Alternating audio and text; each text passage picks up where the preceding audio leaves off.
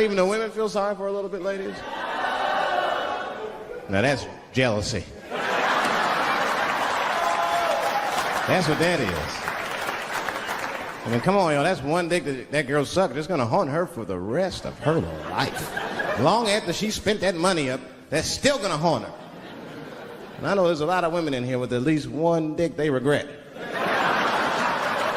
And I bet you it wasn't a president's dick. I bet you worked at Kenny Shoes or Safeway or some shit like that. Don't go judging her. Don't go judging her. See, we gotta stop judging people. That girl was young, and she made a mistake that young girls make. She wanted to fuck a powerful man, period. That's as far as she thought it through. She wasn't thinking about how powerful the president was. She had no wisdom. An older woman would have helped everybody. An older woman would have been in there, you know, you should lower taxes. You know what I'm saying? The older one would have sucked us into utopia. The last thing I'm going to say about it is this, that he is a famous man. I have dreamt of being famous, but I never dreamt of being that famous. I never understood how famous a president was, but imagine if somebody could suck your dick and then they're famous. You understand what I'm saying? That's crazy. That's crazy. I mean, no guy ever thought of that. There's nobody with a pickup line that good and shit. Hey, suck my dick, there's a future in it. What? Oh, that's it now. Get out there and be somebody. Go write a book. You're a qualified author now. Go write a book. I said, I'm in the wrong business. I should be the president. Shit, I'm in the wrong business. See, the only reason I want to be president is because I'm black. That would make it too hot for me. I mean, you know what I mean? I think it could be a black president one day, but you don't want to be the first one. I mean, second or third, that's fine, but that first nigga better watch out. I'm going to tell you that right now. Too hot. I mean, I'd be the first black president. I don't think that nobody would really hurt me. I'm sure somebody would want to hurt me, but I don't think they'd touch me because my vice president will be Mexican for a little insurance. You know what I'm saying? And you can shoot me if you want, but you're just going to open the border up, so you might as well leave me and Vice President Santiago to our own devices. Ain't that right, Santiago? See.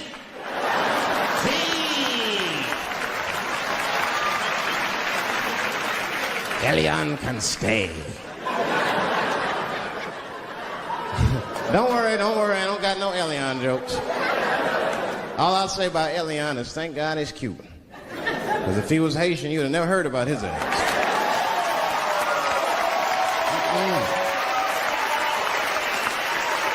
If Elian Gonzalez was Elian Mamumbo from Haiti, they'd have pushed that little rubber tube right back in the water. Sorry, fella, all full. Good luck. The only thing in our society that bothers me the most is the way that men and women don't get along no more. That's really what's bugging me about it. Men and women just don't get along. Like, I hear women say this all the time. I know a lot of you sisters be like, chivalry is dead. Don't you? Don't y'all feel that way? Like men aren't gentlemen anymore? That's right. Chivalry is dead. And women killed it.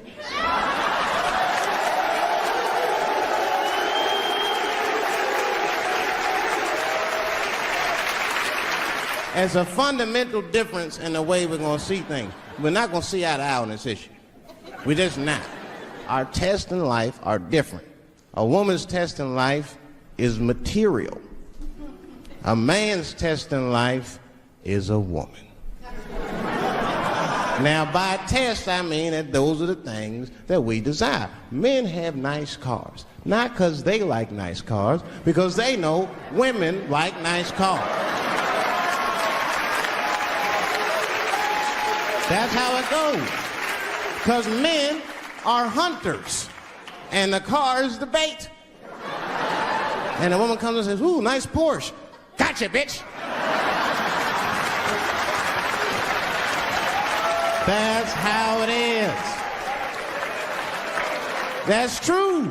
Come on, man. You go to a woman's house, her house be comfortable as shit. Women love comfortable surroundings, so men get comfortable surroundings. But let me tell you something. If a man could fuck a woman in a cardboard box, he wouldn't buy a house. But that's still not where chivalry got killed. Chivalry got killed by the feminist movement on the magazines that got women going crazy, because women got too much advice about men from other women. And they don't know what the fuck they're talking about.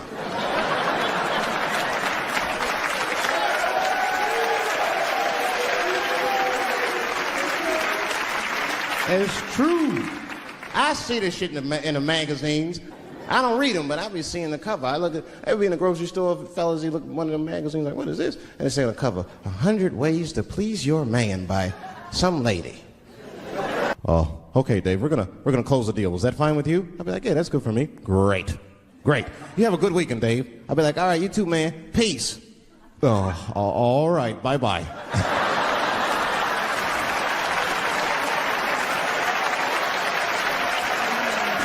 I don't know what to say, right? So sometimes I'll make up shit that's not even slang, just to see how they handle it and shit. It'll be the same business go, all right, we're going to close the deal. Is that fine with you, Dave? Yeah, sounds good to me. Great. You have a good weekend, Dave. All right, buddy. Zip it up and zip it out.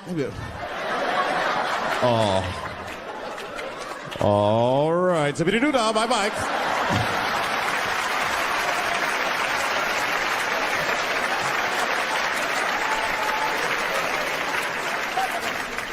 Sometimes racism works out in black people's favor. Now, it doesn't happen often. It happens very rarely, but when it happens, it is fucking sweet.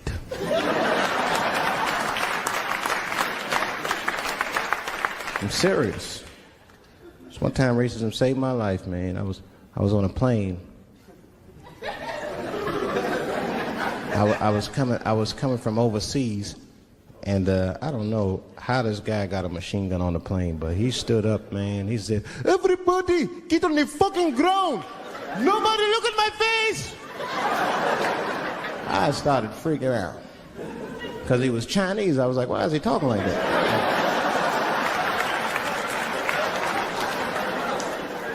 He was screaming and crying. I was the only brother on the plane. Well, I thought I was the only brother. I looked over, there was one other black dude. He was from Nigeria. I looked over at him, he was looking right in my face, man. He didn't say two words to me, he just looked at me, he was like...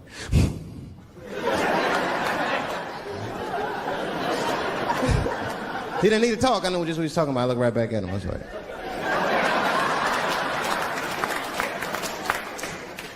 Some white dudes on the front of the plane seen us, they were like, oh my God. I think those black guys are gonna try to save us.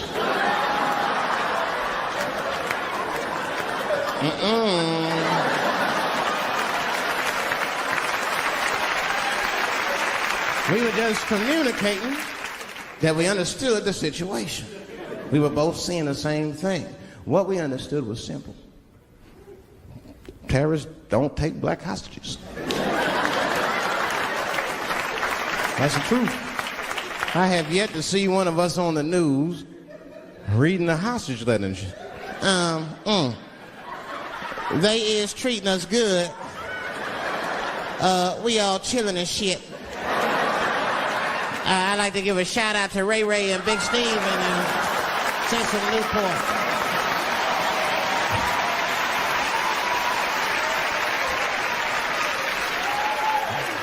You're not gonna see it. And terrorists are smart. They know what they're doing there, you know. They terrorists. They know it's black people's bad bargaining chips.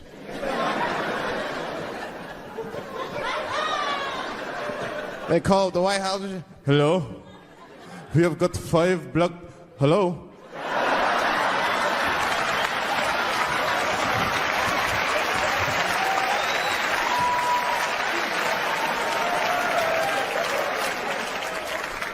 You'd be back in D.C. You know, I was thinking, man, this is an election year. I'm going to ask you, you're a white guy, do you know who you're voting for yet? Don't know, do you? Now, you see that? You see what just happened here? Let me tell you something. That is a cultural thing. He knows who he's gonna vote for. He's just not gonna tell me. See, I've noticed that. That is a cultural thing.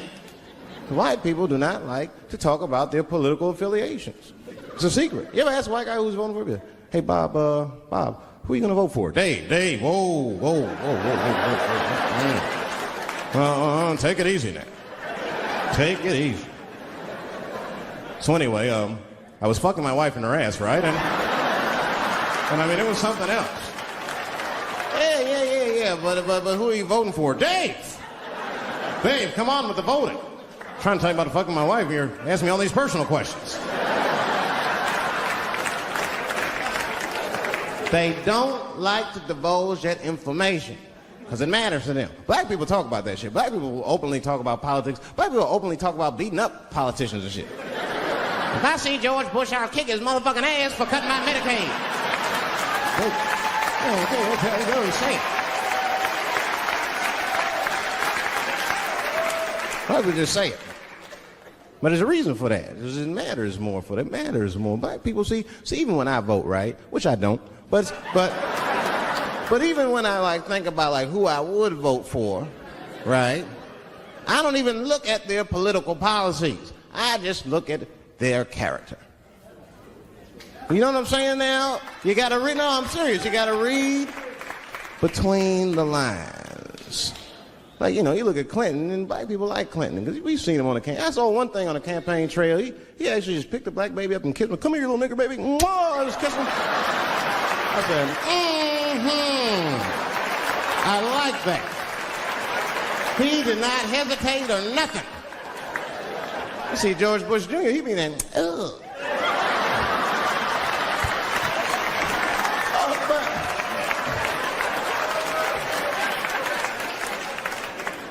I'd never vote for George Bush Jr., but I don't know George Bush Jr.'s politics. The only thing I know about George Bush Jr. is that guy sniffed cocaine. That's right. Now listen, we cannot have that shit in the White House. That might be fine for a mayor, but goddamn it, not in the White House. Not in the White House. You know what I'm saying? The stakes are too high in the White House. Can't have no cokehead president. He be selling nuclear secrets for $20, $30 and shit. He'll be in meetings embarrassing America. Come on, sign the treaty, baby. I suck your dick. Like, what the? Mr. President. Mr. President, that is not how we do business here, sir. Stop sucking the ambassador's dick. No, let him finish.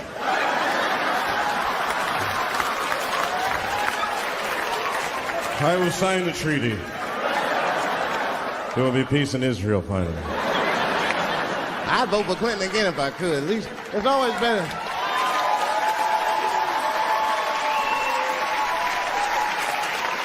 Now again, I'm not looking at his politics. Don't know what his politics are. I'm just looking at his behavior. I understand that kind of behavior. I know a lot of dudes with them shortcomings. Weed smoking fornicators. There's a lot of them. I mean, come on now. Let's be honest. Let's be honest. Bill Clinton was not the first president to do what he did. Now let's think back for a minute. Remember a guy named Kennedy, John F. Kennedy? Remember him? He fucked Marilyn Monroe. Matter of fact, him and his brother Bobby fucked Marilyn Monroe. And history doesn't talk about that much. You know why history doesn't talk about that much? Because those two pages in history are stuck together. They was getting it on. They were getting it on. I seen the tapes. Remember the tapes? She'd be singing on there. See this party, stressing them out. Limousine driver. He was a nice guy, talking to me and shit. Oh, hey, where you from, dog? D.C. Word? That's a rough city, man. And his cell phone started ringing. Hold on 1 second. Hello? Oh, what's up, nigga? What? What the fuck? Slow down. What the fuck? No! No! No! Fuck that, nigga. Fuck it. I'm on my way.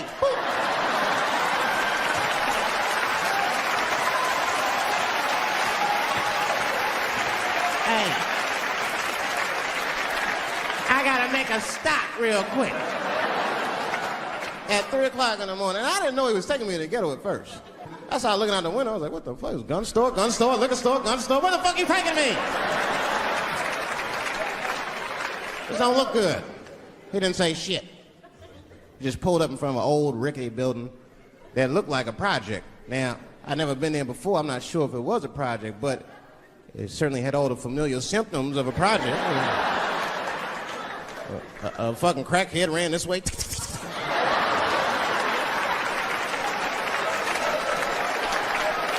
And then another one jumped out of a tree and shit. And I said, I'll be right back. And left me. Took the keys with him and just left me. At 3 o'clock in the morning, in front of a project, in a fucking limousine. This was not good. I was like, man, I gotta look around and see if I can see some landmarks and figure out where I'm at. Might have to escape on foot. Now, this is when I knew I was in a bad neighborhood. You only see this in the worst neighborhoods. Remember, it's 3 o'clock in the morning. It's 3 o'clock in the morning. I look out the window. It was a fucking baby standing on a corner.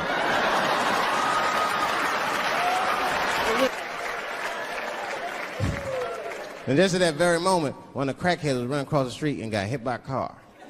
I know it was a hit and run. The police did it. That's all right. They sprinkled some crack on him and got back up.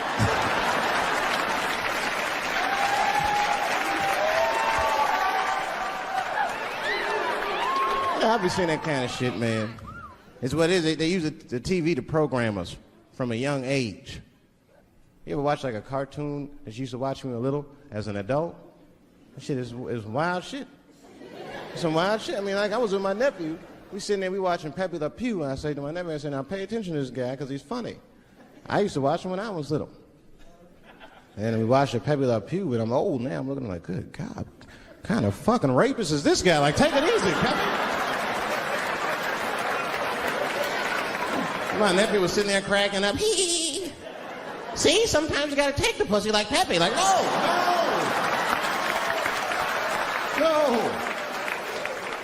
I had to turn the channel real quick.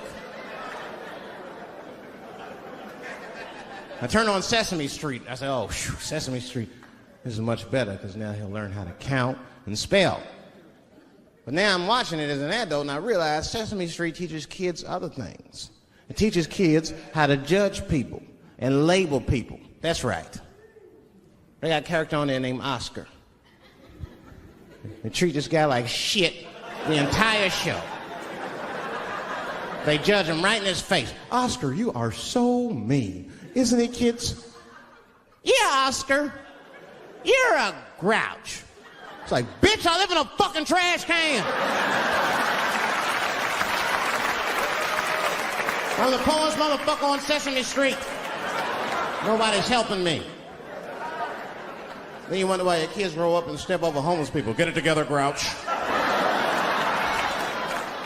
Get a job, grouch. So don't even tell me how to get to Sesame Street. That is a terrible place. I wouldn't go there if I knew the way.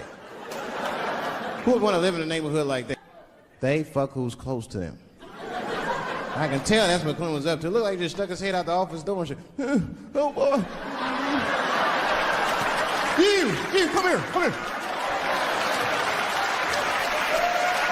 I made my penis up for my 3:30, come on. Oh, boy.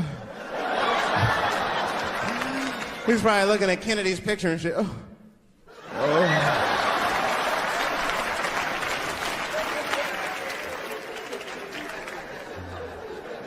And then to top it off, he lied, which I thought that was special. I did, man. I know how he did. I've been accused of having sex with a girl I did not have sex with before. And let me tell you something, that shit is infuriating. You ever go through that? You know, it'll make you crazy. You be screaming at your best friends, I didn't touch that bitch, nigga, I'll kill you. Fuck you, nigga, I'll kill you. Please believe me. Please believe me.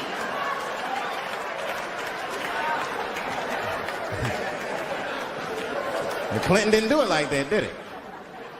And Clinton came out of the press conference all relaxed, his shoulders all relaxed and all this trouble. It looked like he just got done fucking or something.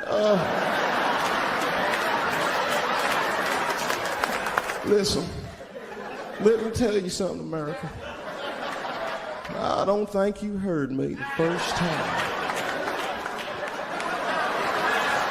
I did not have sexual relations with that woman, Miss Lewinsky.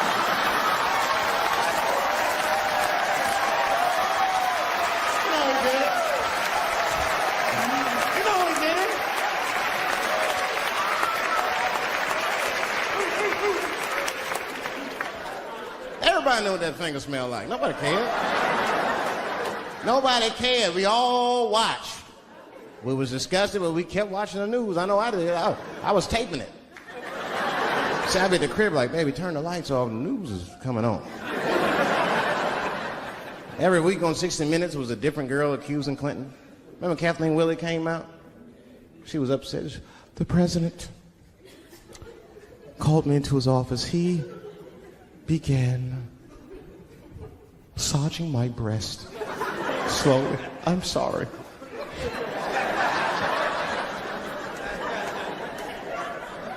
And then he placed my hand on his genitals. Ed Bradley was shocked. Was he aroused? I was at home like, yeah, was he aroused?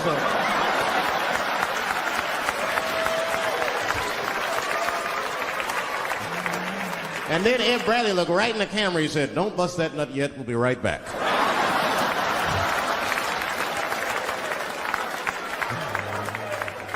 Oh, man, the news had never been so good. But there were no victims. There were no victims. Only one I feel sorry for is that Lewinsky. I feel a little sorry for her. Don't y'all feel a little sorry for her at all? God damn, y'all, come on, man. Have a heart. That's a hard thing to be famous for, man. I mean, nobody want to be a little bit, ladies? Now that's jealousy. That's what that is. I mean, come on, y'all. That's one dick that girl sucked. It's going to haunt her for the rest of her life. Long after she spent that money up, that's still going to haunt her. And I know there's a lot of women in here with at least one dick they regret. And I bet you it wasn't a president's dick. I bet you worked at Kenny Shoes or Safeway or some shit like that. Don't go judging her. Don't go judging her. See, we got to stop judging people. That girl was young, and she made a mistake that young girls make. She wanted to fuck a powerful man, period. That's as far as she thought it through. She wasn't thinking about how powerful the president was. She didn't have no wisdom. An older woman would have helped everybody. An older woman would have been in there, you know, you should lower taxes. You know what I'm saying? The older one would have sucked us into utopia. The last thing I'm going to say about it is this, that he is a famous man. I have dreamt of being famous, but I never dreamt of being that famous. I never understood how famous a president was, but imagine if somebody could suck your dick and then they're famous. You understand what I'm saying? That's crazy. That's crazy. I mean, no guy ever thought of that. There's nobody with a pickup line that good and shit. They suck my dick, there's a future in it. What? Oh, that's it now. Get out there and be somebody. Go write a book.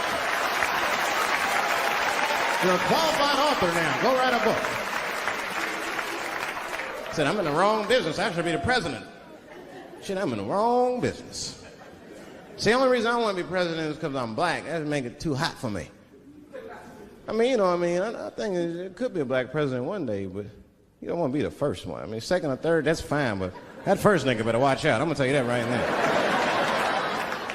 Too hot. I mean, I'd be the first black president. I don't think that nobody would really, really hurt me. I'm sure somebody would want to hurt me, but I don't think they'd touch me. Because my vice president will be Mexican for a little insurance.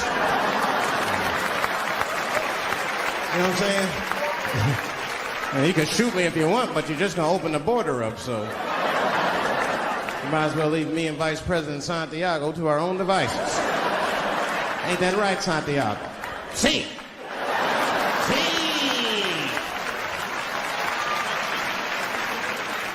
Elian can stay. Don't worry, I don't got no Elian jokes. All I'll say about Elian is thank God he's Cuban. Because if he was Haitian, you'd have never heard about his ass.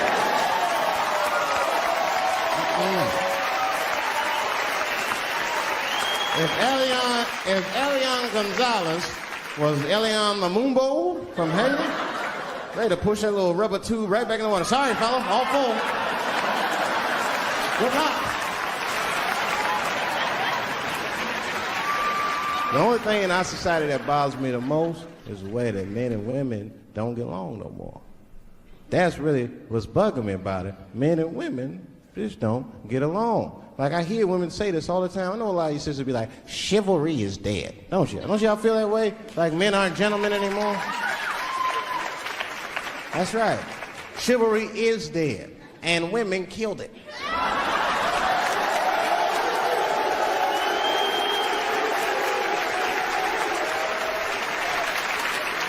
There's a fundamental difference in the way we're going to see things. We're not going to see eye to eye on this issue. We're just not. Our tests in life are different. A woman's test in life is material. A man's test in life is a woman. Now, by test, I mean that those are the things that we desire. Men have nice cars. Not because they like nice cars, because they know women like nice cars. That's how it goes. Because men are hunters, and the car is the bait. And the woman comes and says, ooh, nice Porsche. Gotcha, bitch.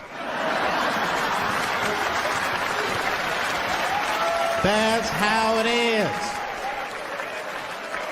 That's true. Come on now, you go to a woman's house, her house be comfortable as shit. Women love comfortable surroundings, so men get comfortable surroundings. But let me tell you something. If a man could fuck a woman in a cardboard box, he wouldn't buy a house. But that's still not where chivalry got killed. Chivalry got killed by the feminist movement on the magazines that got women going crazy, because women got too much advice about men from other women. And they don't know what the fuck they're talking about.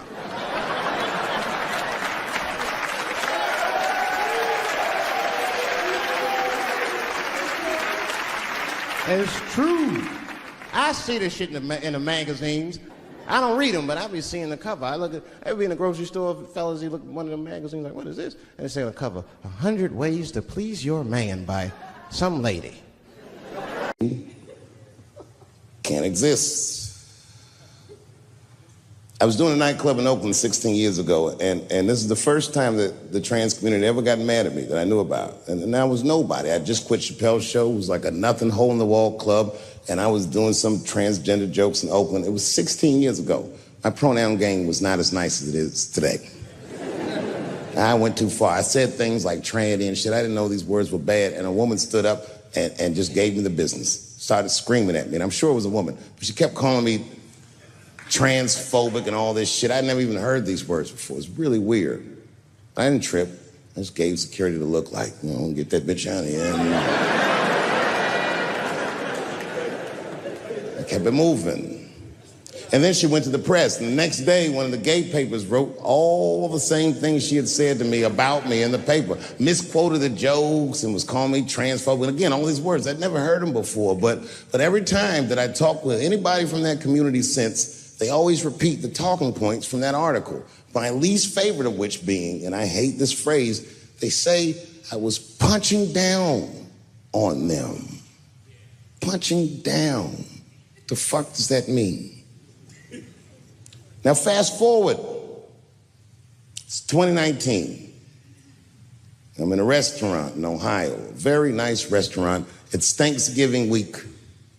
And to be honest, it's not a very nice restaurant, but it's a nice restaurant if you're a white person from Ohio that's never been anywhere before. Picture Chili's.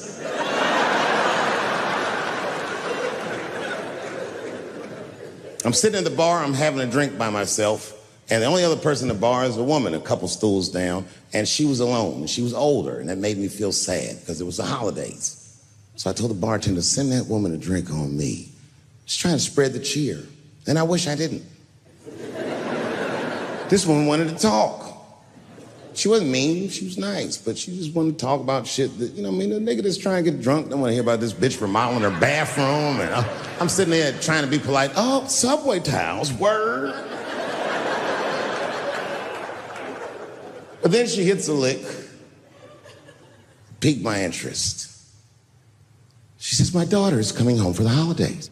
Oh, that's great news. I'm glad you're not going to be alone. And then she goes on and on about how great her daughter is. I guess her daughter got a new agent, and she's out in Hollywood, she's in movies and on television and all this stuff. And as she's telling me this, I'm thinking, this woman is so sweet. She probably doesn't even know who I am or what I do for a living. Because I know what your daughter's out in Hollywood doing.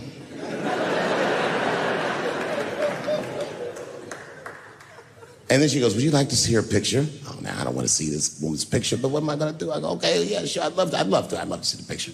And I grab the picture, and this is all I say. This is all I say. Oh, she's very beautiful. And as she puts the picture away, she looks mean all of a sudden, like she caught me in some kind of trap. What does that face mean? And then she goes, she's transgender. And I think to myself, oh, this bitch does know who I am.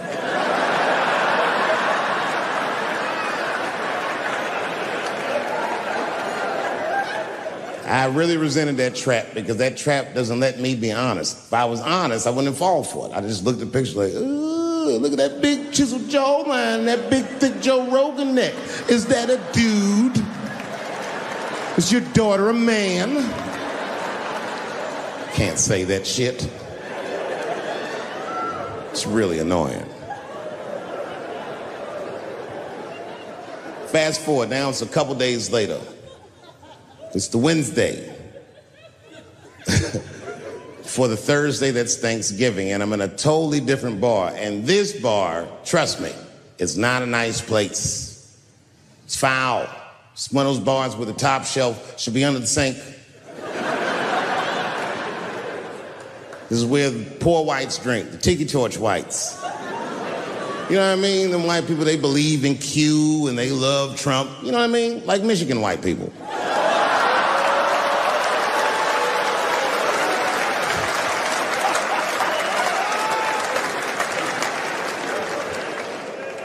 I remember I was at this bar one time. This is that kind of bar it is. I was in there one time, I was fucked up. And I turned around to everybody in the bar, I go, hey, everybody, I'm gonna buy everyone in the bar around the drinks. And all the motherfuckers like, hoorah! And the bartender knew I was drunk, so she pulled me aside. Mr. Chappelle, are you sure about that? That's going to be $16.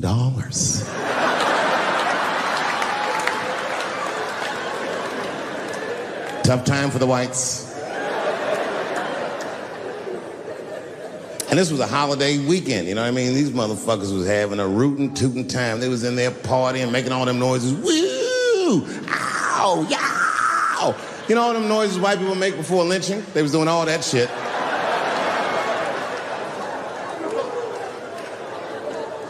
I was drunk. I looked over my shoulder. I thought I was tripping. I guess who was in the bar? I thought I was seeing things. I looked across the room, and I saw the trans bitch from the picture. I couldn't believe it. I said, what is a trans person doing in a place like this? This is very dangerous behavior. And she was with two big, buff, Gay black dudes. I didn't know these dudes, but I know they was gay. If they had a dick in their mouth, they wouldn't look any gayer than they did just sitting there. They had 1980s gay face. You know what that is? Remember in the 80s when gay people looked surprised all the time?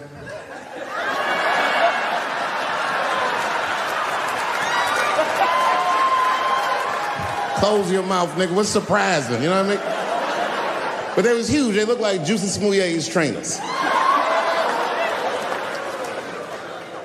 And I'm thinking, man, these motherfuckers in a line of trouble. So what I do is I stand up, and everybody in the bar likes me, so I make a big show of it to make sure that everyone can hear me. I walk right up to her, and I go, hey, I just met your mother the other night, and she told me all the great things you're doing in Hollywood, and I cannot believe that someone from a podunk place like this can achieve all that. I'm so proud of you. Welcome home. And the whole bar said, hoorah. And I said, whoosh. That ought to buy her some time. You know what I mean? A couple more drinks and these fellas are gonna start asking her for some pussy she might not have.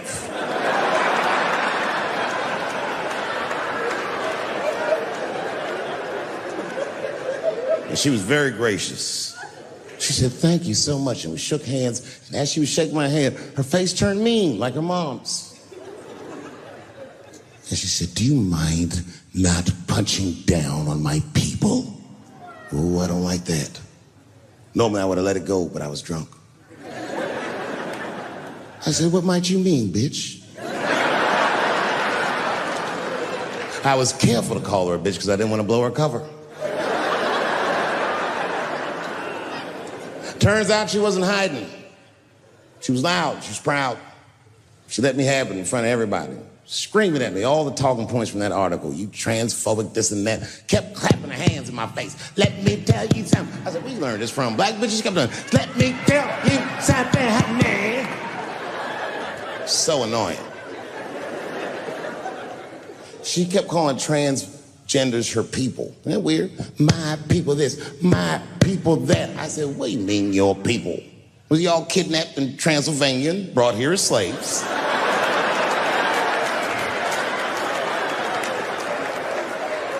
She said, my people have struggled for decades, honey. Decades. And I looked at them gay black dudes like, is there anything you niggas need to tell this bitch? Clifford.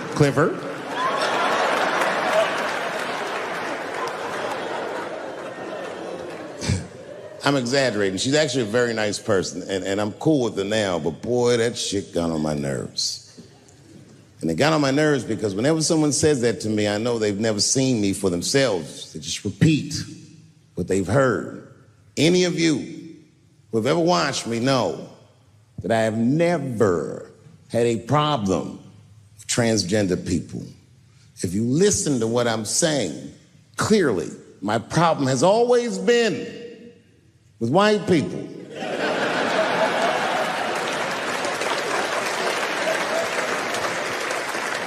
I have been arguing with the whites my entire career.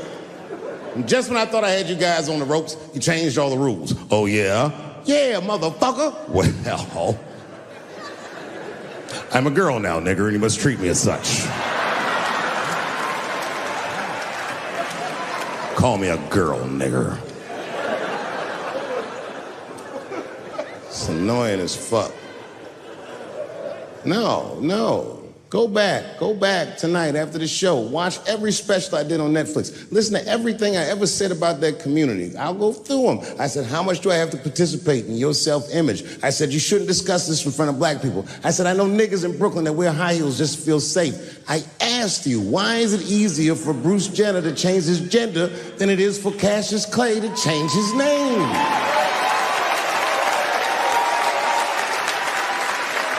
If you listen to what I'm saying, I'm not even talking about them, I'm talking about us, and they don't listen.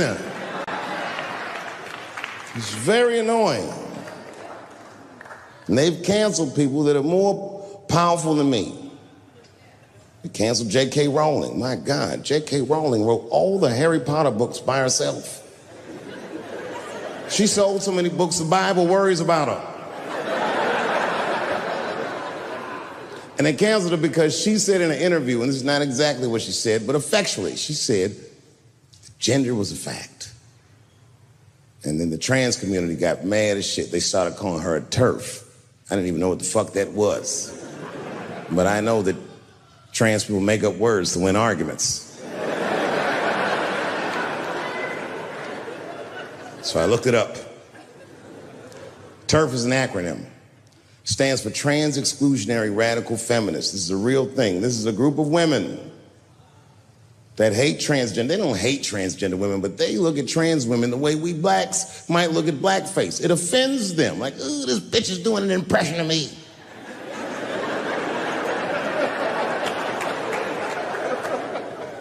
Now, I shouldn't speak on this because I am not a woman, nor am I a trans. But as we've established, I am a feminist. That's right.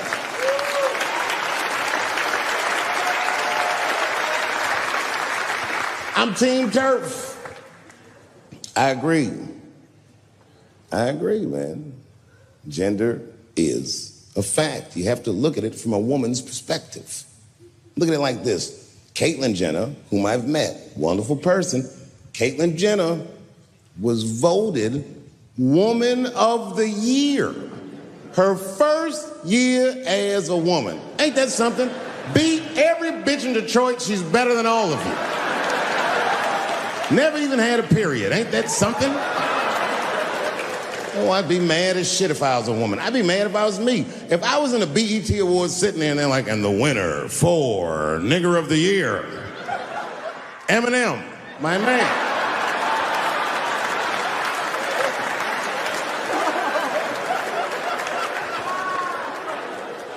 Gender is a fact. This is a fact. Every human being in this room, every human being on earth had to pass through the legs of a woman to be on earth. That is a fact. Now, I am not saying that to say that trans women aren't women. I am just saying that those pussies that they got, you know what I mean?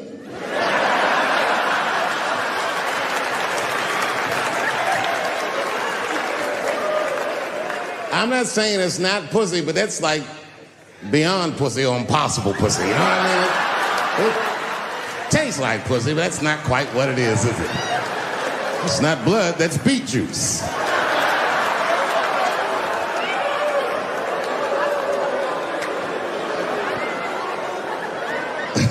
Oh, buddy, I'm in trouble now. These women are. Don't forget who I am. Don't forget what I am. I am a black dude. And don't ever forget how I got here. My ancestors were kidnapped. I don't even know where the fuck I'm from. They were put on the bottom of boats. They sailed them across the Atlantic. Many of them died. Only the strongest survived. And once they got here, they beat the humanity out of my people. They turned us into beasts of burdens. They made us do their work. And the irony is, hundreds of years later, they called us lazy.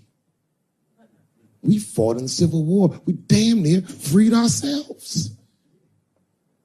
And then in Reconstruction, black people did great. My great-grandfather was a very wealthy man. But then the black codes came. Jim Crow came. And it was 100 years of unspeakable oppression again. Lynchings, all kinds of terroristic acts to keep us in the margins of society. And yet we still fought. And Dr. King was born. And then things got better. 20 years after Dr. King was assassinated, Michael Jackson was moonwalking on television. Something, something, something. Barack Obama.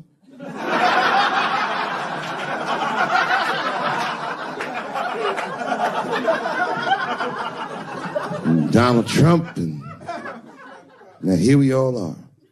400-year nightmare. Took us 400 years to figure out as a people that white people's weakness the whole time was kneeling during their national anthem. That's a brittle spirit. That's right, nigga. On the rock, it's regular. Ah! Ah! Why are you doing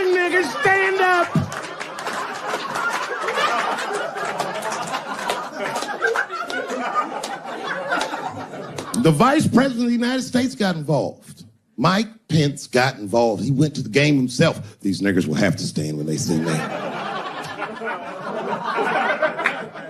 And all them football players looked up in the stands and saw Mike Pence and said, Mike Pence, come on, y'all. Wu-Tang. Wow! Oh! Foiled. Brittle spirit. I could kill every white person in America at one time. You know how I'd do it? I would just wait for the Super Bowl. And right when they sang the national anthem, I'd have O.J. Simpson walk to the 50-yard line with them bad knees. Is that O.J. Simpson on the field? What the hell is he doing here? Oh, I know what he's going to do. Stop him!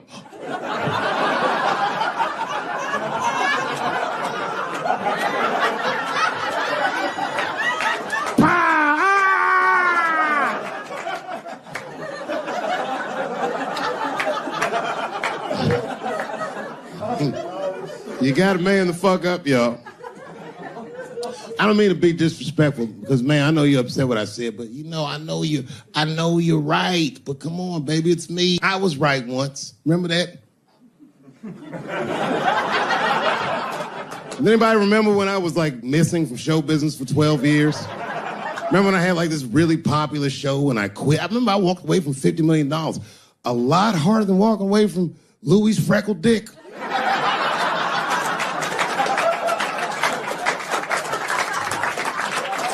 I didn't know that I'd ever work again.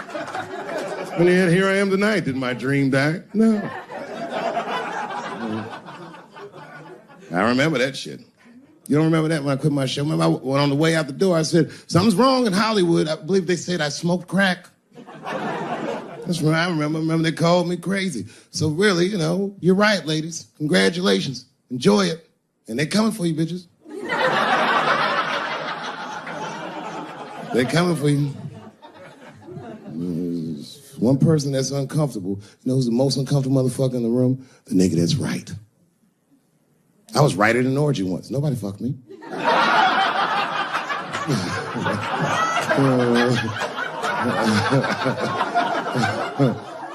was just walking around like Tom Cruise at the movies, just looking. And ruined the whole orgy by accident. It's easier to ruin an orgy than you think. All you gotta do is wait for it to get kind of quiet and then go, ew.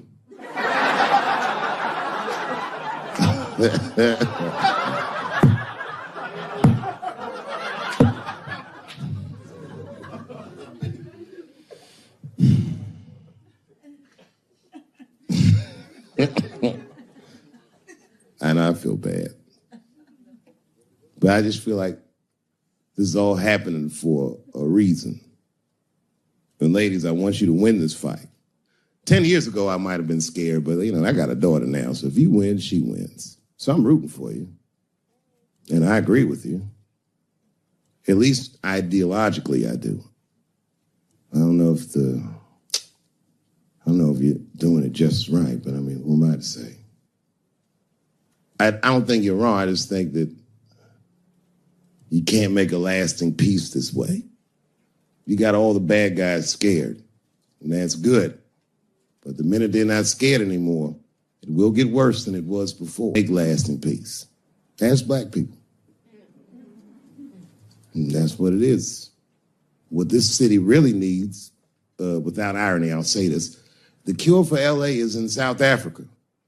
You motherfuckers need truth and reconciliation with one another. Because the end of apartheid should have been a fucking bloodbath by any metric in human history, and it wasn't. And the only reason it wasn't is because Desmond Tutu and Mandela and all these guys figured out that if a system is corrupt, then the people who adhere to the system and are incentivized by that system are not criminals. They are victims. And that the system itself must be tried. But because of how systems work is so compartmentalized as far as information, the only way we can figure out what the system is if everybody says what they did. Tell them how you participated. Because men want to help, they're just scared. Because Ben Affleck tried to help. Hey, what happened to these ladies is disgusting. Oh, nigga, you grabbed a titty in 95. All right, fellas, I'm out. Fuck that, I ain't helping. I just want to help. I want to be a good guy. Like, I can't even say the word Me Too anymore. The nigga tonight was like, Dave, I'm going to the comedy club. I was like, I am also going to the comedy club. And I didn't even know it was happening, but I guess I became like a feminist in the last 3 weeks because I can't watch porn the same. Like, I watch it sometimes, but I can't click on these motherfucking thumbnails, not with those titles. Guy crams young girl in the ass with hard right. I can't click on that. Come on, nigga, give me something I can click on. Dude gets sucked off by a midget. Little person, I say to myself.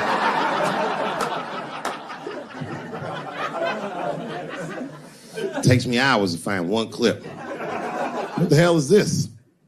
Marginally groomed feminist enjoys consensual sex with vaguely homosexual guy with penis the same color as mine. Click.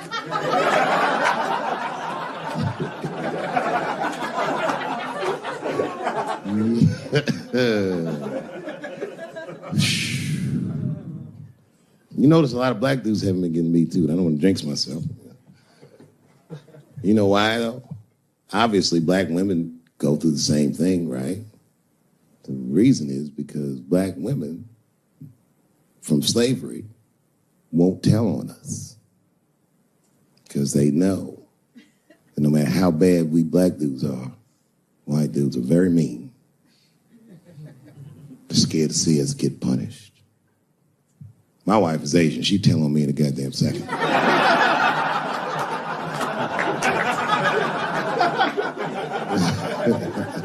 Ain't no fucking up in the Chappelle household. And the wildest shit about it is I live in Trump country. I live amongst the Tiki Torch whites, poor white people. And I'm rich. If it's ever pitchfork time, nigga, I'm in a lot of trouble. And nobody in my family believes me. I be trying to tell the kids, man, we gotta run these drills. They're like, we don't want to run your stupid drills. Too bad, son, you have to. Tiki Torch whites come upside, what are you guys supposed to do? Come on, Dad, what are you guys supposed to do? Squint our eyes and stand next to Mom. That's right.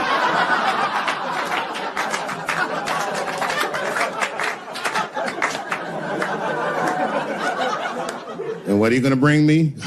Your gun and your groundskeeper uniform. That's right. I'll go outside and see what they want.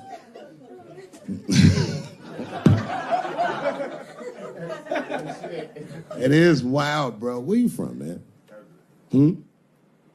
Where you from? New York. You from, what, Manhattan? Brooklyn. You are from Brooklyn, aren't you? You look like you can rob somebody with a hammer.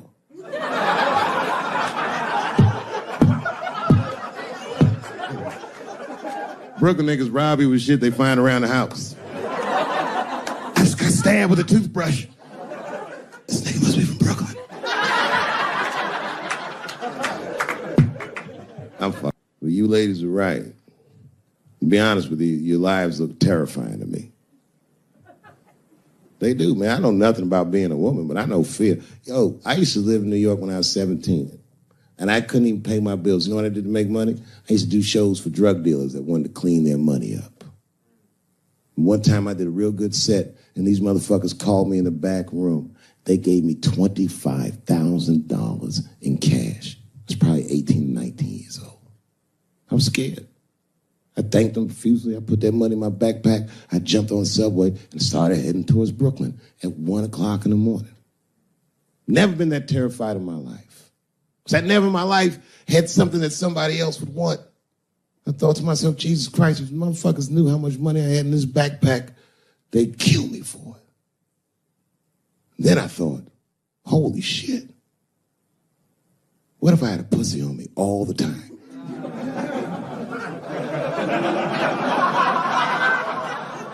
That's what women are dealing with. I'm gonna tell you right now. It's real talk. If them same drug dealers gave me a pussy and said, put this in your backpack and take it to Brooklyn, I'd be like, nigga, I can't accept this.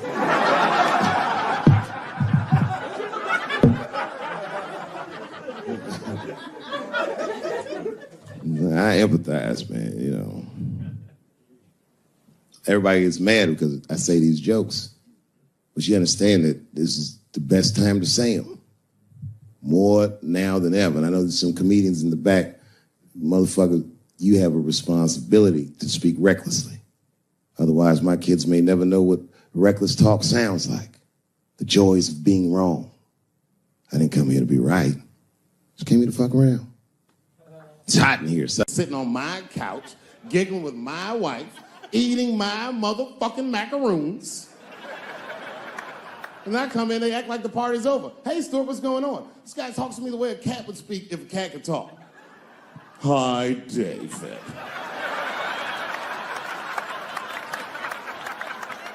Stuart, what's all the beef, man? What's going on?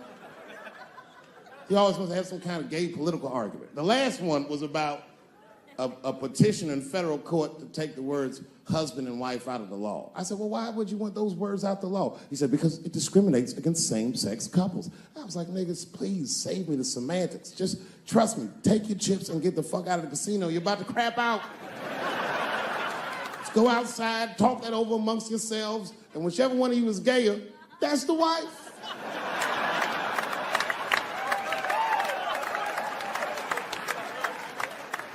No, Stuart didn't like that. Stuart educates me about this movement, you know what I mean? I didn't even know shit about it. He told me it's called LBGTQ.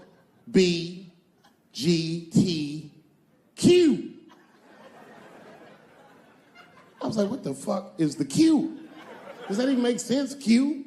Turns out Q is like the vowels. That shit is sometimes Y. It's for gay dudes that don't really know they're gay. You know what I mean? Like prison fags who are like, well, I'm not gay, nigga. I'm just sucking these dicks to pass the time. I'm not G, I'm Q. Ugh.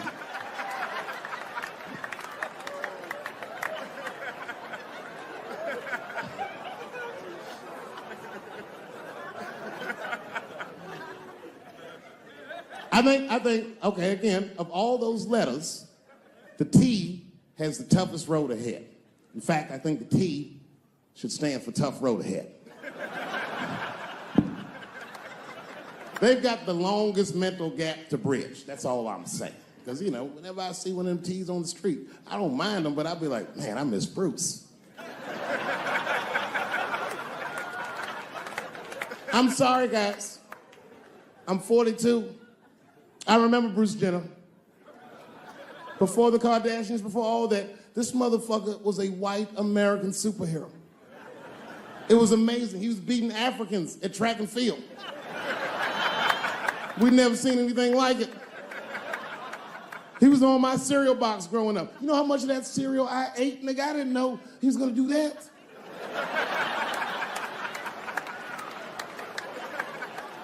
I knew before you guys knew. I heard things on the street in Hollywood. You know, you just be out, see people. Hey, what's up, Kanye? Why the long face? Nigga, you'll see. I got 2 mother-in-laws now. And when I heard he was gonna do it, I was scared. I didn't think the public was ready. I didn't think the media was ready. And you know what? I was wrong. Not only did the public embrace him, but the media was nice. I'd never seen anything like it. Welcome to the world, Caitlin. So long, Bruce. Hello, Caitlin. I was shocked. Is this happening? Wait a minute, is this a time in American history where an American can make a decision for themselves? And even though other Americans don't understand it, they'll support it and let this person live a happy life? Is this what's happening? If it is, then good for America. That's Dave Chappelle, the American.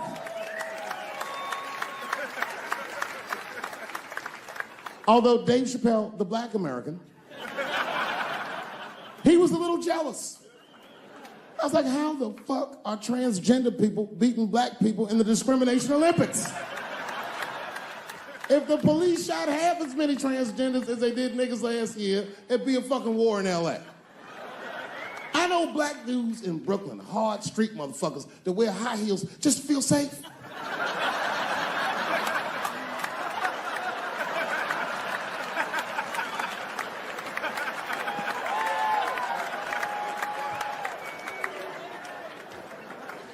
Transgenders are gangsters.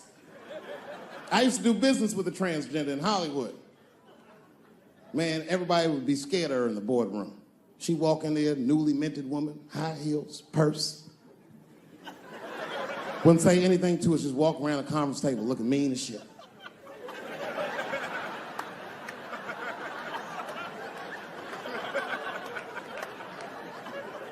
And then she walked to the head of the conference table, stare at us all, reach in her purse and pull her old dick out and throw it on the table.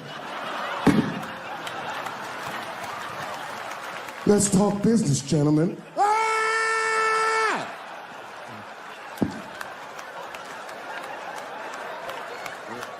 Shit is scary as fuck. If your best friend pitched that to you, you'd be horrified.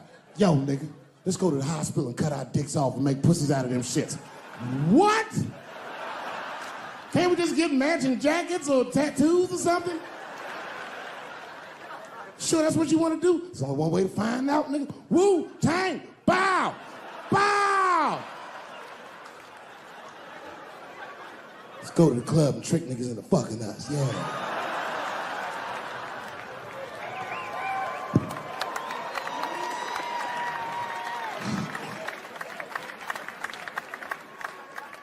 The third time I met O.J. Simpson.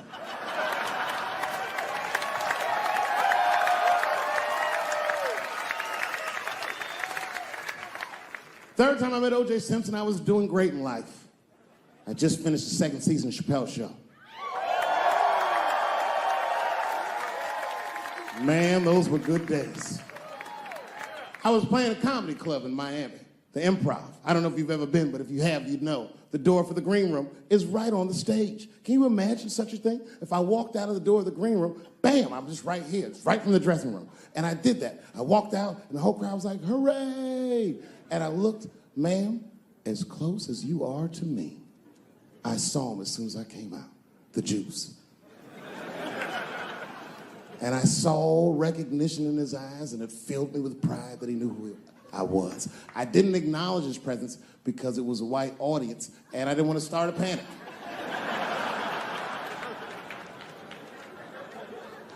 But I did my show. Show went great. I said, good night, everyone. They all said, yay! And I didn't say nothing to OJ, but I just gave him the signal, let him know I knew he was there. And I walked into the green room, and OJ was already in there. I was like, how the fuck is this possible? I was scared. And then my friends came in, and we all started talking. We sat down on the couch, and I'm just telling you what I saw with my own eyes. You can believe me or not believe me. But in my experience, O.J. Simpson, one of the nicest men I'd ever met. He was nice to me. He was nice to my friends. The conversation was filled with warmth and levity, humor, and wisdom. We talked for 90 minutes, and then suddenly the Juice said, you know what? I've got to be going. But it's good to see you again, and I'm glad things went so well. I said, thanks, Juice. And my friend said, yeah, goodbye, Mr. Juice. They're new to the game. He said, no, thank you for your hospitality. Good night, guys. And we said, good night. And he just walked out of the room. And as soon as the door closed, we all looked at each other like, that nigga did that shit.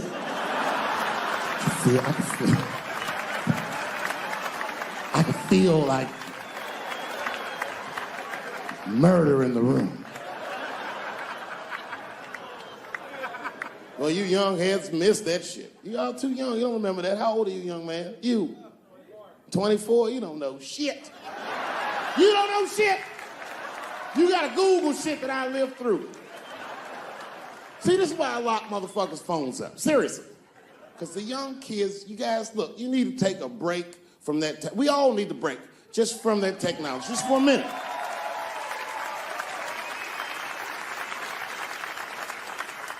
You know, I'm from a different time, young man, a dark time to you. I'm from a time that I didn't even used to know who was on the phone until I answered the shit.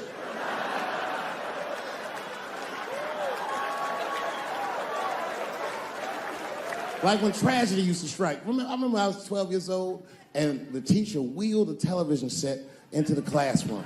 You remember these days? And she turned it on to one of 3 channels.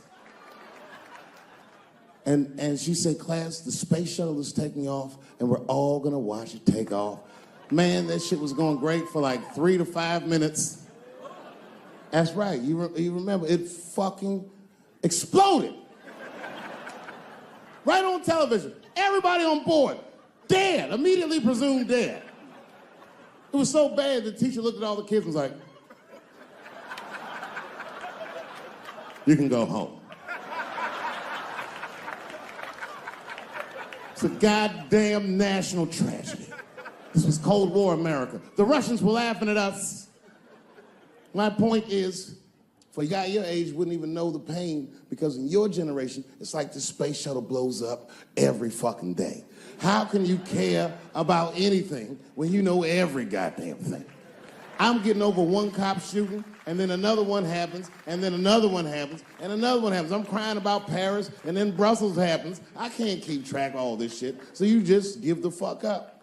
That's the hallmark of your generation. And that's fucked up because your generation lives in the most difficult time in human history. This is the age of spin. The age where nobody knows what the fuck they're even looking at. Did you know that Planned Parenthood was for abortions? It's for people that don't plan things out at all.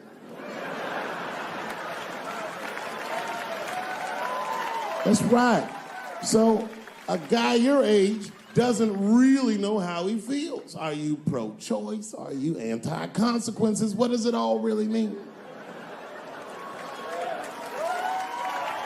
It's easier not to care for you. But for us, we were trained to care. We were raised that way. I used to watch a fucking cartoon when I was growing up called the Care Bears.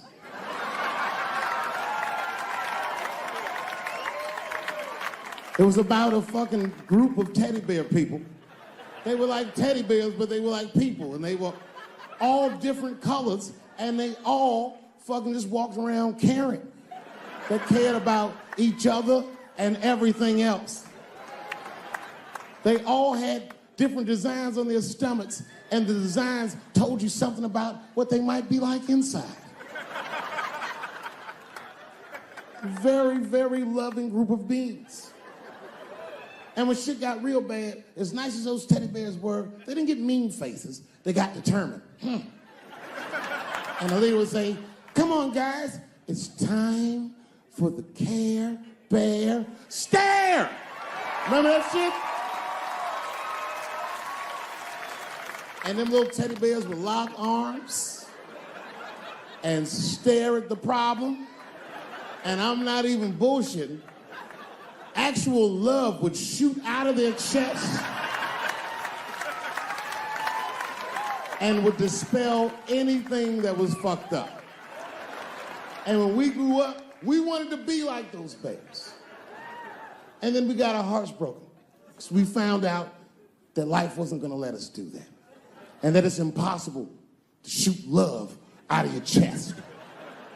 However, I have shot love onto somebody's chest before.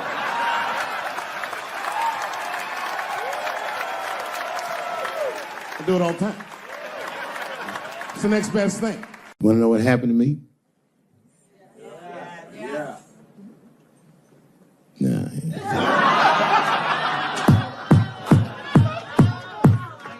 It's tempting, but I don't want to talk about it. Maybe at the end, when I run out of things to talk about. Actually, I'm almost there. I'm just trying to tell you what happened to me was I just didn't have a good go of it. I don't know what you guys think happens when you quit a successful show like this. I'll tell you what doesn't happen. They don't go, hey, well, good luck with your future endeavors. That's not what happens. It was cold out there. For real, I had to watch it all go down without me. I had to watch all those people do my show, Key and Peele, and Amy Schumer, and Mind and Mencia. Well, I'm not going to say they were doing my show. I'm just saying they were awfully similar. I was mad. And people would come up to me on the street and be like, yo, nigga, just every once in a while. Most people thought I was crazy, but sometimes people come, yo, nigga, you did the right thing, man. You my hero. Nigga, I don't want to be your hero. I want to be rich.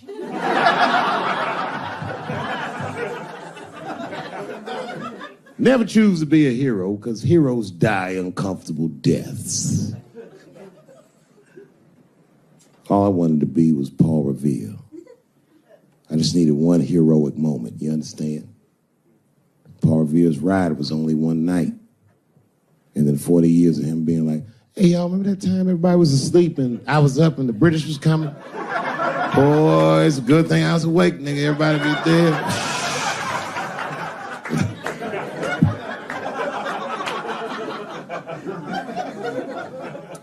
That's why I want to start a GoFundMe for Colin Kaepernick.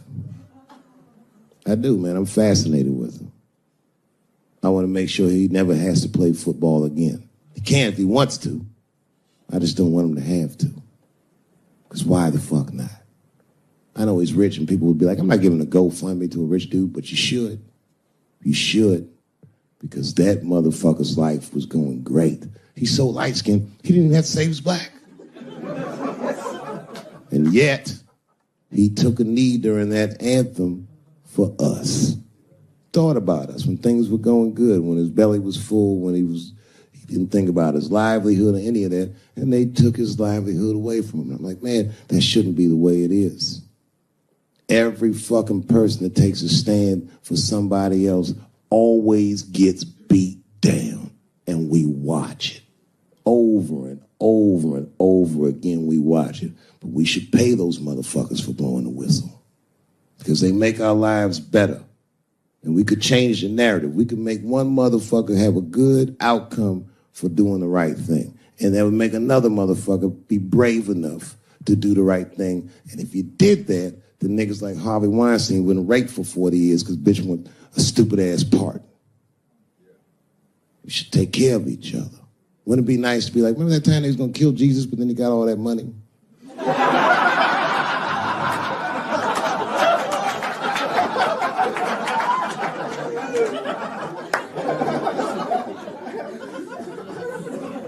Real talk, man. It's not a racial thing. It's about us making our society better. It's about like even these women that are coming forward and they will say they're brave, and many of them are. And a few of them sucked the dick and got buyer's remorse.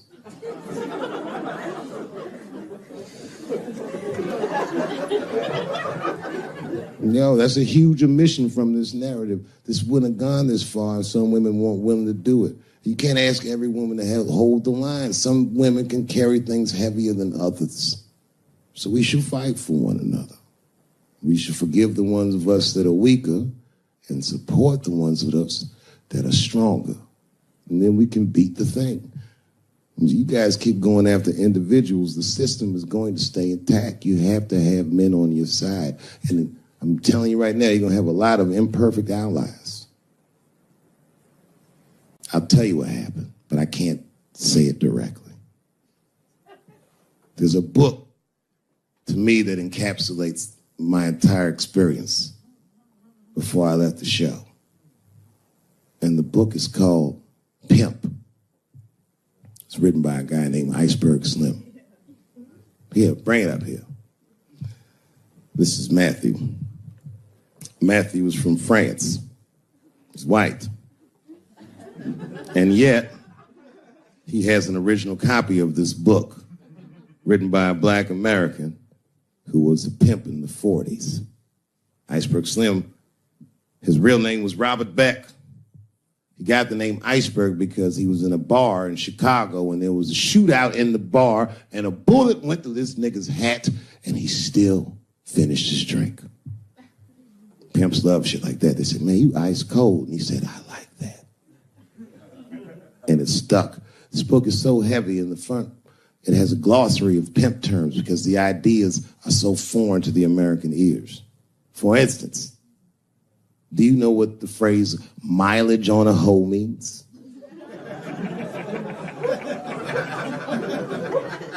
Of course you don't. Mileage on a hoe is a very wild concept. It means that pimps understand there's a finite amount of bad shit a person can do before they'll lose their fucking mind. And a good pimp can look at a woman that he's never seen before and call it, she's good for 500 fucks. That's her mileage. Anything over that, that bitch is gonna spill. They do it to you. Why the fuck you think most of us work from 9 to 5? 'Cause 9 to 6 might kill a bitch.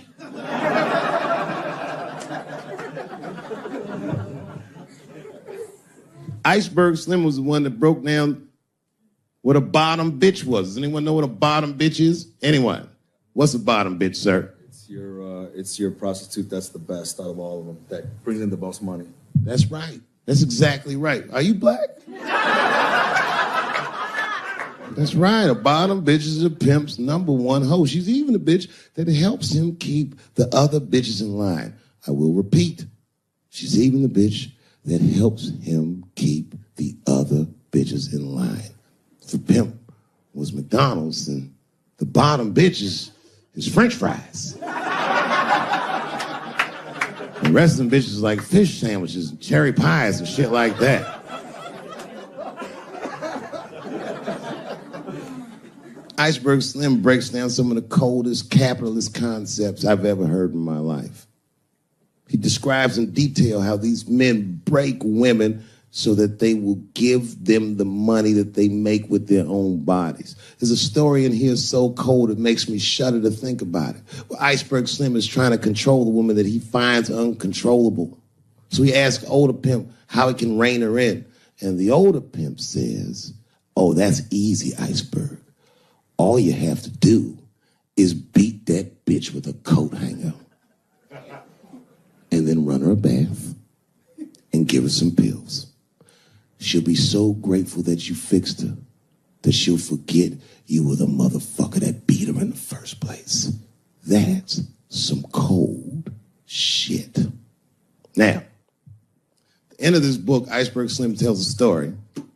It's kind of the crescendo of the book. And in the story, Iceberg Slim's bottom bitch is at the end of her mileage. If she was good for 500 fucks, she was at 498. She was bubbling. You could see it. She was going crazy. She started saying all kinds of shit. Oh, I always wanted to be in circus. Circus, this bitch is loose. I can juggle too, you know. Juggle. He had to let her go. It's hard to let her go. A bottom bitch go. And he wasn't ready to let her go because his organization couldn't handle losing her. But she didn't know that. She didn't know how important she was. So what he did was he called her to a diner. He said, look, bitch, you and I got to part ways. She said, fine, motherfucker. I don't need you anyway because I know somebody at Ringling Brothers. She was like, all right, bitch, whatever. I got one last trick for you. It's a big money trick. You do this for me, you get paid, I get paid, and we go our separate ways. She said, fine, motherfucker, what do you want me to do? He said, okay, there's a guy in that hotel across the street. He's waiting for you in room number 7. I want you to go over there and I want you to fuck him. But before you do, I need you to put some of this stuff in his drink. And then he's going to fall asleep. When he does, there's a briefcase on his bed. Bring the briefcase to me. That's the trick, bitch. Can you handle it? She said, fuck yeah, I can handle it. And I can't wait to get rid of you. And she ran outside, jumped on a unicycle, and pedaled across the street. And Iceberg watched her. He was like, man, she's pretty good. Man, if I never jerked off in her face, maybe she would have been in the circus right now.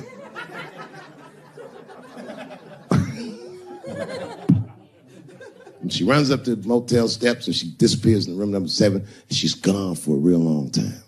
Real long time. So long, in fact, that Iceberg got a little worried. But then, suddenly, she came back. He said, what's going on, bitch? Where's the briefcase? She said, I didn't get it, Daddy. He said, what do you mean you didn't get the briefcase, bitch? What's wrong with you? She said, oh, I did everything you said, but that man don't look right. Something wrong, Daddy. He said, what do you mean something's wrong, bitch? Did you put that stuff in his drink? She said, I did everything you said, Daddy. I put all of it in his drink. He said, wait a minute, bitch. Wait a minute. You put all of it in his drink? Now he had to see for himself.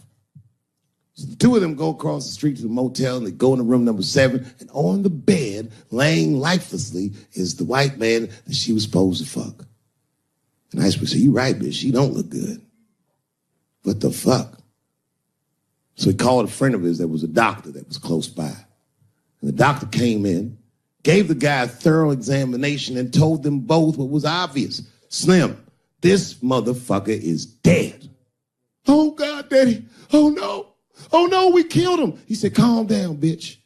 We didn't do anything. You killed this motherfucker. And then he reached under the bed and he grabbed the briefcase. He popped it open. It was filled with money. More money than any of them had ever seen. And Iceberg took a little bit of the money and gave it to the doctor, and the doctor left discreetly. All right, bitch, let me think. I can fix this for you. I know somebody I can call.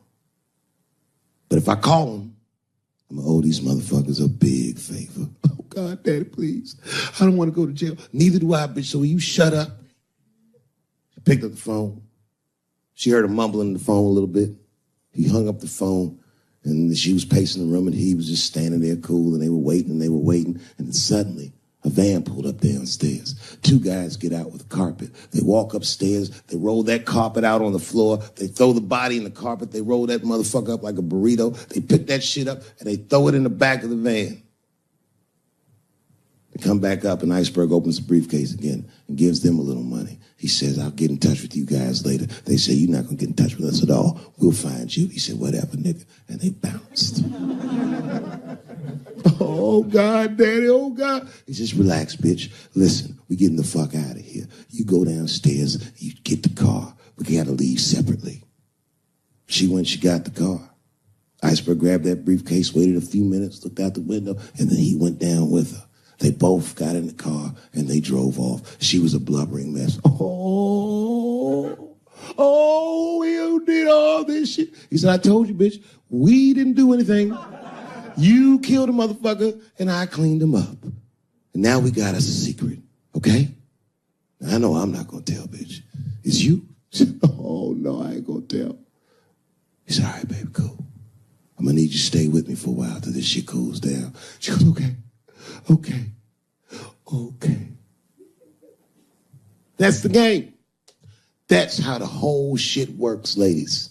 You understand?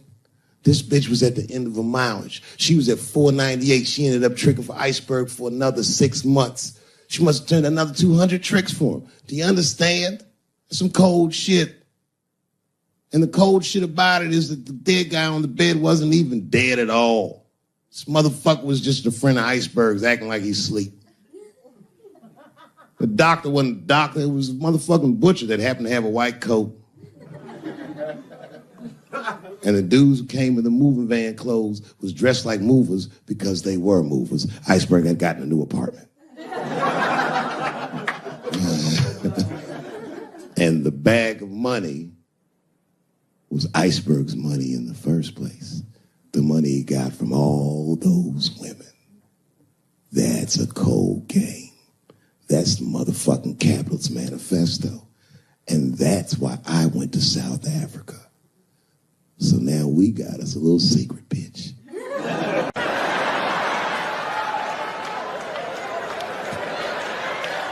My problem has never been with transgender people.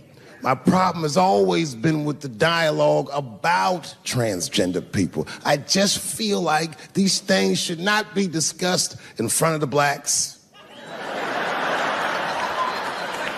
It's fucking insulting, all this talk about how these people feel inside. Since when has America given a fuck how any of us feel inside?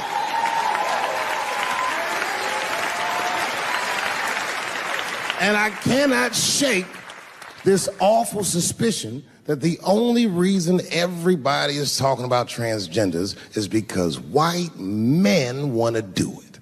That's right. I just said that.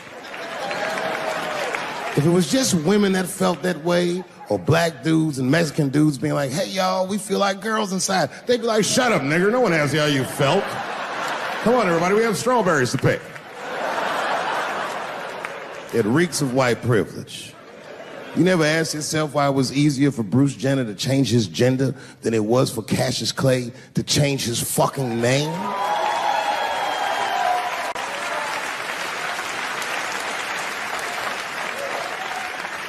And if I were to be brutally honest, The only reason I ever been mad at the transgender community is because I was at a club in LA and danced with one of these niggas for 6 songs straight. I had no idea. And then the lights came up and I saw them knuckles. I said, oh no! And everybody was laughing at me, how world star. I said, why didn't you say anything? And then I heard that sultry voice. I didn't say anything, Dave Chappelle, because I was having a wonderful time. And I wasn't sure how you'd feel about it. I said, you knew how I'd feel. And she said, I'm going home. I don't want any trouble from you.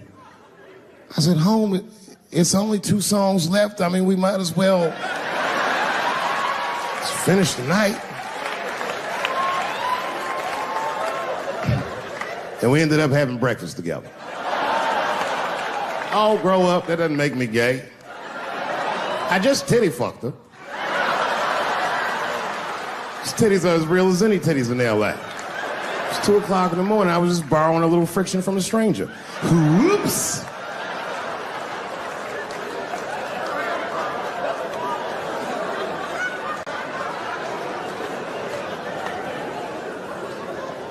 It's the madness of youth.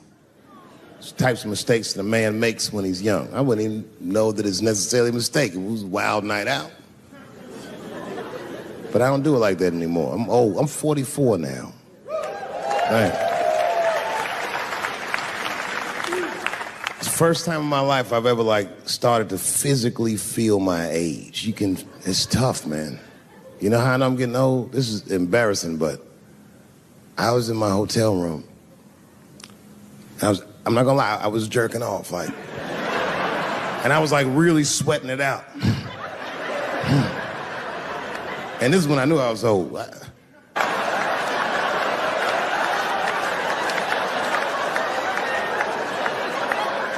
I don't like looking at my dick anymore. My dick looks distinguished. It's old, an old looking dick. It's got salt and pepper hair all around it. My dick looks like Morgan Freeman in the 90s. Without the dots. My dick narrates. Dave pulled me out and started jerking me around and jerking me around. But not with the same vigor as when he was young. He and I both knew nothing was coming out.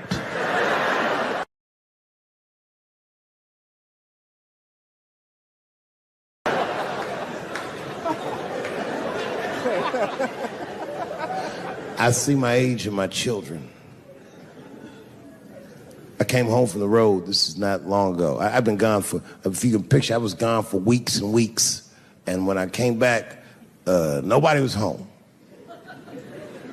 Now, one person in my family thought that maybe I'd like to see them when I got back.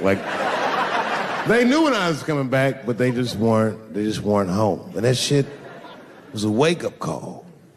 You know, when my kids were little, and the tour bus would pull up to the house, these motherfuckers would spill out. Dad is home, hooray! And they'd hug me and kiss me, and then as the years went on, they'd get less interested. Hey, everybody, look, it's Mr. Promises back from the road.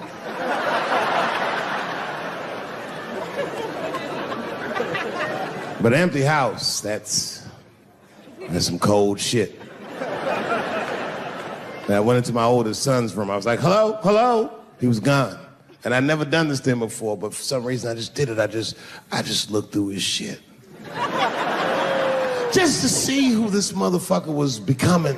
And I found these notebooks and I started going through the notebooks and it was all this wonderful poetry in them. Written as his handwriting. I didn't even know this nigga wrote poems. And then I looked through his drawers and I opened up his middle drawer and I found his rolling paper. And I looked down at them papers like, oh, that's where that poetry's coming from.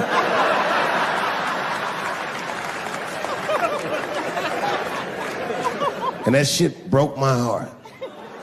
I mean, I smoked weed, but I mourned my son's innocence. And I cried a little bit. And I took his papers upstairs to my room.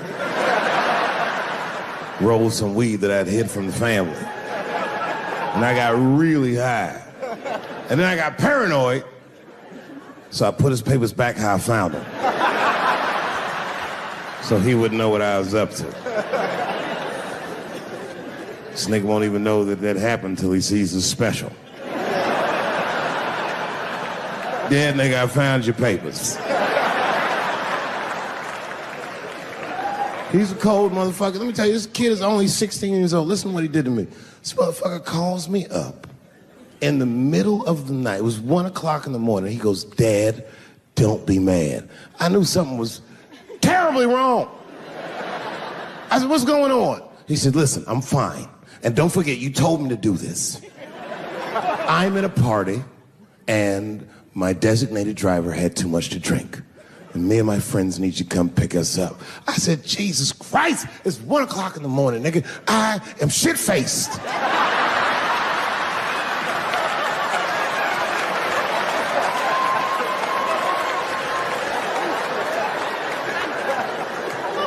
But I figured, fuck it, it's better me than some kid.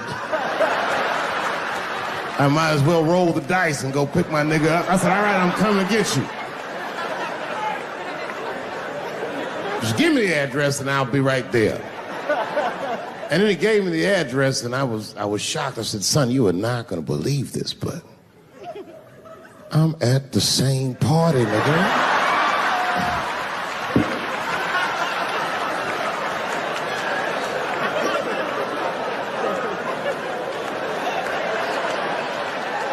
They grow up fast, don't they? Can I ask you a weird question? I don't want to make you feel uncomfortable. You don't have to answer it, and if it doesn't go well, we'll just edit it out anyway. Is it weird to be the only white people in a row?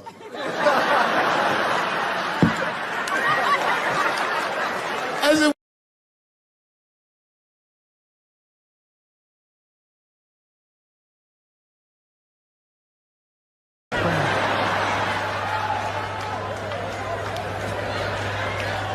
My problem has never been with transgender people. My problem has always been with the dialogue about transgender people. I just feel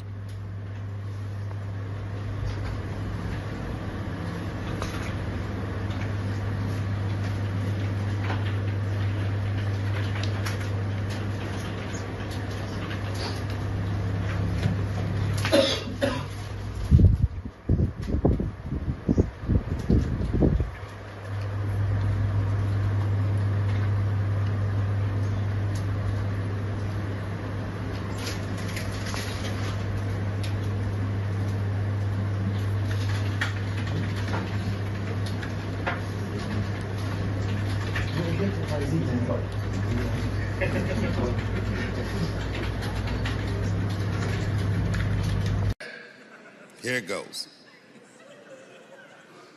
Hurry up and finish that Constitution, nigger. I'm trying to get some sleep.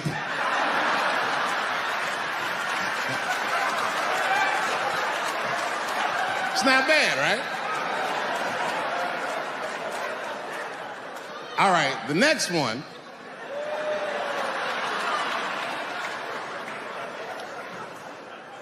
The next one's a little harder. I want to see if you can guess who it is I'm doing an impression of. All right, let me get into character. You got to guess who it is, though. Okay, here it goes. Hey, if you do anything wrong in your life, and I find out about it, I'm going to try to take everything away from you. And I don't care when I find out. Could be today, tomorrow, 15, 20 years from now. If I find out, you're fucking finished. Who's that? That's you. That's what the audience sounds like to me. That's why I don't be coming out doing comedy all the time, because y'all niggas is the worst motherfuckers I've ever tried to entertain in my fucking life. Oh. I'm goddamn sick of it. This is the worst time ever to be a celebrity. You're gonna be finished. Everyone's doomed. Michael Jackson has been dead for 10 years, and this nigga has 2 new cases.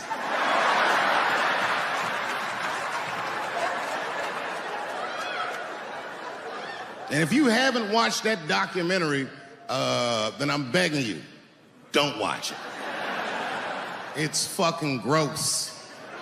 I felt like HBO was sticking baby dicks in my ears for 4 hours straight. Really nasty shit. I don't want to know all these things. Turns out, Michael Jackson allegedly likes a long gander at the anus. So they said he stares at people's buttholes. That's what they said. That's how gross the documentary was.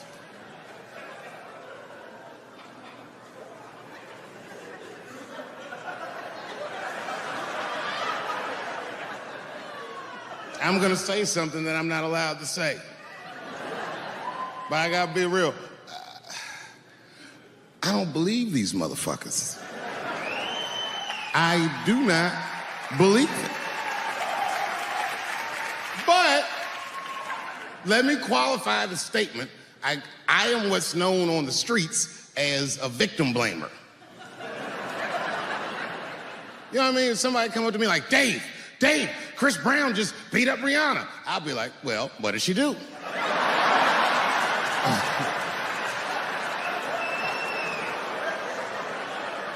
Dave, Michael Jackson was molesting children. Well, what were those kids wearing at the time?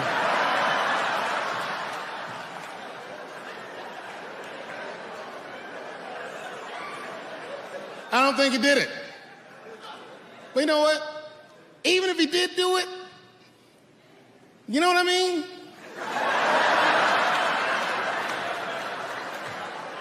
You know what I mean? I mean, it's Michael Jackson. I know more than half the people in this room have been molested in their lives. But it wasn't no goddamn Michael Jackson, was it? This kid got his dick sucked by the king of pop. All we get is awkward Thanksgivings for the rest of our lives.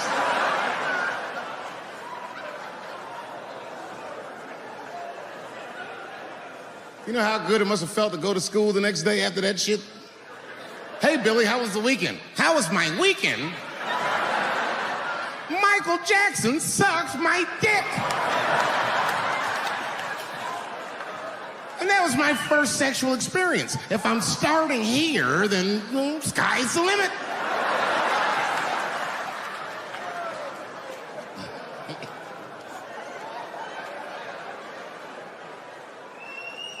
I know it seems harsh, but man, somebody's got to teach these kids. There's no such thing as a free trip to Hawaii. He's gonna want to look at your butthole or something.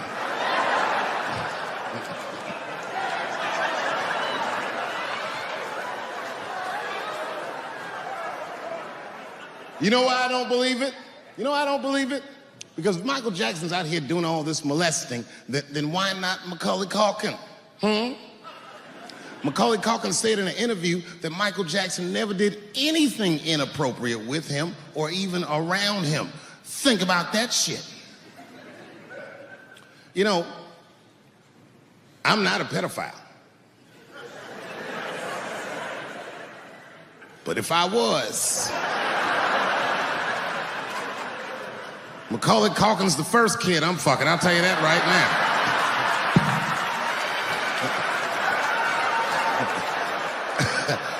I'd be a goddamn hero. Hey, that guy over there fucked the kid from Home Alone. And you know how hard he is to catch.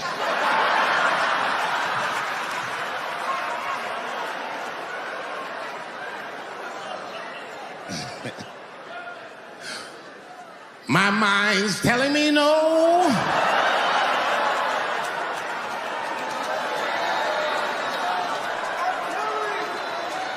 Okay, R. Kelly is different. I mean, you know, if I'm a betting man, I'm gonna put my money on he probably did that shit. I'm pretty sure he did that shit. You know, it was bad, okay? So a couple years ago, I was doing a show in Detroit, and I'm sitting backstage in my dressing room. A friend of mine comes by, this chick, Dream Hampton. Dream tells me, right before I'm going on stage, she goes, Dave, I'm working on a documentary about R. Kelly. Would you like to be in it? And I was like, nah, bitch, I'm cool.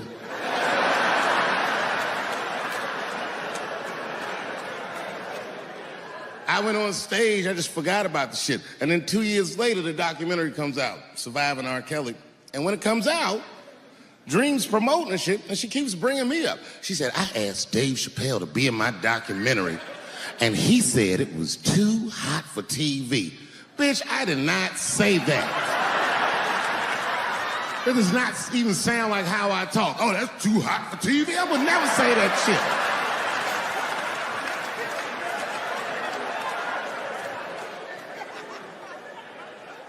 But I'm gonna tell you guys why I wasn't in the documentary. There's a very simple reason, and I cannot stress this point enough. The only reason that I didn't do it was because, and it's very important, I don't know this nigga at all. I don't know anything. I don't know anything that they don't tell me about. I don't hang out with this nigga, nothing. So what the fuck do I gotta be in the documentary for? This guy, R. Kelly, got another sex tape out now. Can you believe that shit? This guy makes more sex tapes than he does music. He's like the DJ Khaled of sex tapes. Another one. Like, damn, nigga. It's a lot of tapes. The new one's so bad that they didn't even show it. I've never seen anything like this. The prosecutor in Chicago came out in a press conference and read to the media a transcript of a sex tape. Have you ever heard of such a thing? This nigga read the sex tape. And it was so bad that R. Kelly sounded guilty in the transcripts. It's fucking amazing. 16 times the girl's age was mentioned. Isn't that crazy?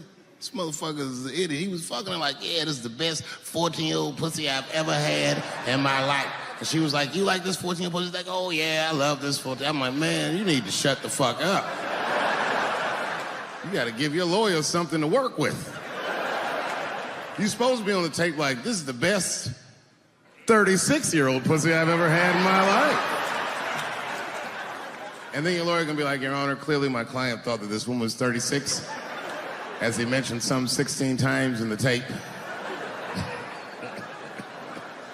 They gonna know you lying though, you know what I mean? Everybody knows no such thing as good 36-year-old pussy.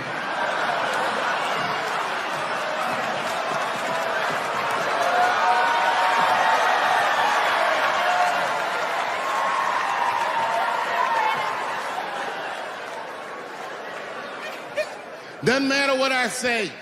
And if you at home watching this shit on Netflix, remember, bitch, you clicked on my face.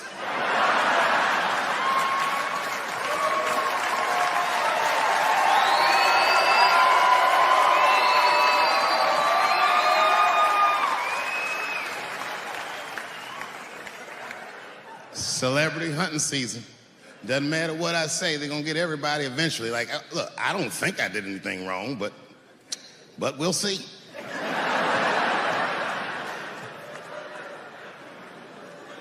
They even got poor Kevin Hart. Can you imagine such a thing? Kevin Hart, let me tell you something. It was Kevin Hart's dream to host the Oscars. That's what he told me. And I remember when he told me, because I was thinking to myself, well, that's an awfully strange dream for an African American. What kind of nigga dreams of hosting the Oscars?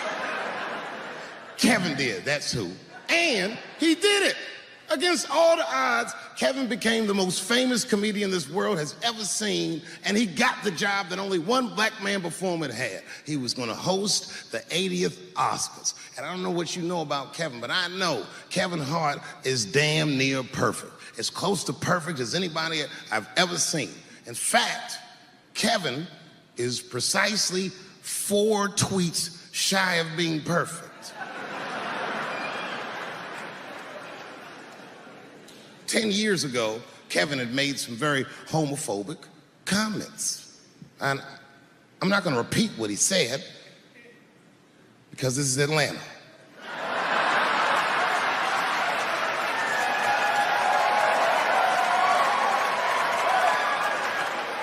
You know what I mean.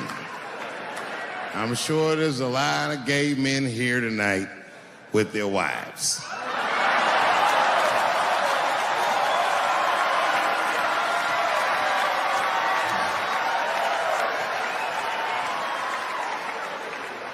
Far be it from me to offend anybody. All right, I'll tell you what he said. But just remember, these were not my words. These were Kevin's words. And it was a long time ago. And I'm paraphrasing because I'm not good at telling other people's jokes. Okay, Kevin said that if his little son was demonstrating or exhibiting homosexual behavior around the house, that he'd chastise him. He'd say, hey, that's gay. And then he said he would smash a dollhouse over that child's head. Ooh, the gay community was furious. And I don't blame them. I got a lot of gay friends. And all of them, 100% of them, all have told me fucking horror stories about the shit they had to go through just to be themselves. Crazy, crazy stories. And in all those stories, I gotta say, not one of them has ever mentioned anything like their father smashing a fucking dollhouse over their head. Because clearly Kevin was joking. Think about it. You would have to buy this nigga a dollhouse to break it over his head in the first place. Does that sound right? Is anybody gonna do that? The gay community was upset, and then they put so much pressure on the Academy of Motion Pictures and Sciences that they went to Kevin and said, if you don't apologize to that community, then you cannot host these Oscars. And then Kevin said, fuck it,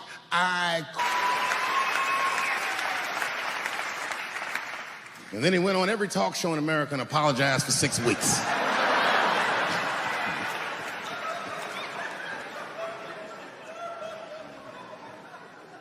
Kevin fucked up. I understand the mistake he made because I've made the same mistake early in my career. This is many years ago, 15 years ago. It's when I was doing Chappelle show. There's a, thank you.